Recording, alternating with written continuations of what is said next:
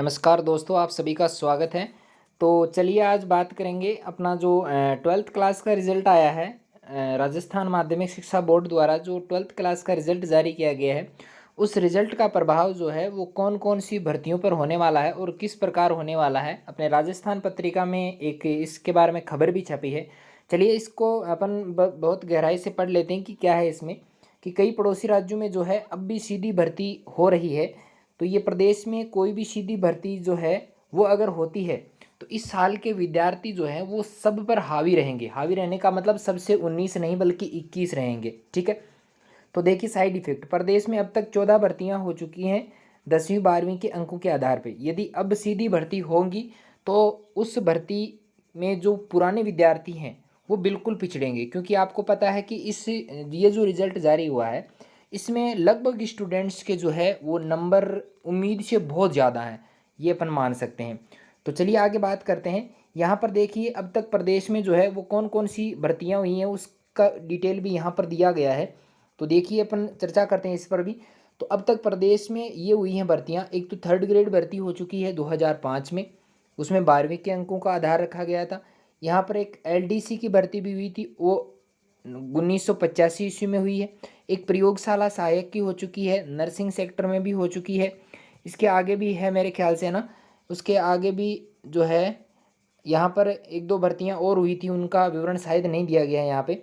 तो चलिए यहाँ पर देखो, यहाँ पर ये भी बताया गया है कि पहली बार 2500 से अधिक विद्यार्थियों के जो है वो 100% अंक आए हैं। यानी अपन मान सकते हैं कि राजस्थान में जो है वो 2500 के लगभग विद्यार्थियों के कितने आए हैं, 100% अंक आए हैं। और इतने दिनों तक आपको पता होगा कि इतने फीसदी किसी के आए नहीं हैं, 100 में से 100 किसी के भी नहीं आए हैं। ये अपन पहले भी अपने को पता था। ठीक है। जिनके सेकंड डिवीज़न आने वाली थी, यहाँ पर भी देखिए, यहाँ पर भी दिया गया है, ऐसे रहेंगे इस साल के विद्यार्थी सब पर भारी। देखें, इस साल परीक्षा नहीं होने से शिक्षा विभाग ने जो फॉर्मूला बनाया था उसमें 10वीं 11वीं 12वीं के आधार पर परिणाम तैयार किए गए, है ना। उसमें 94 से 99% तक अंक थे। ठीक है। तो यहाँ पर 100% अंक भी मिले लगभग को, बहुत से जैसे अभी बताया कि 2500 लोग बच्चों को जो है वो 100% अंक भी मिले हैं। और 60 से 75% का स्कोर लगभग की रहा है, यानी औसत रहा है 60 से 75 के बीच में।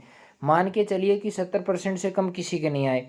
और पहले वाले जो स्टूडेंट्स थे जिन्होंने पहले परीक्षाएं दी थी 12वीं की, उनके इतने कभी बने नहीं हैं। तो यहाँ पर देखिए एक दो बातें और बताई गई हैं कि कभी सीधी भर्ती हुई तो निकालना पड़ेगा फॉर्मूला।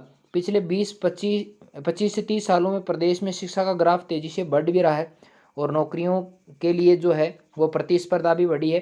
चतुर्थ श्रेणी कर्मचारियों के लिए प्रतियोगी परीक्षाएं होती बिल्कुल हुई हैं, है ना। तो पुराने नर्सिंग विद्यार्थियों के लिए भी परेशानी यहाँ पर खड़ी हो गई है। तो सीधी बात अगर अपन यहाँ पर करें तो वो ये होगी कि इस प्रकार जो ये रिज़ल्ट बना है, इस रिज़ल्ट का प्रभाव जो है अगर सीधी भर्ती होती है, भाई बहुत सारे राज्यों में तो जो है वर्तमान में भी सीधी भर्तियाँ चल रही हैं। तो अगर राजस्थान में अगर कोई इस समय को जो सीधी भर्ती होती है तो उसका सीधा सा इफेक्ट ये पड़ेगा कि पुराने स्टूडेंट्स को इसमें नुकसान हो सकता है और नए जो इस साल जो पास हुए हैं 12th क्लास में उनको बहुत ज़्यादा फ़ायदा मिलेगा। तो इस स्थिति में जो है अगर कोई सीधी भर्ती होती है तो उसमें विवाद का होना निश्चित है, यानी बिना विवाद के कोई भर्ती मेरे ख्याल से सीधी भर्ती नहीं हो सकती। तो ये आपको थोड़ा सा इसमें मैंने जानकारी आपको दे दी है।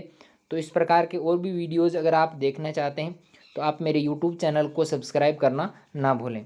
Thank you.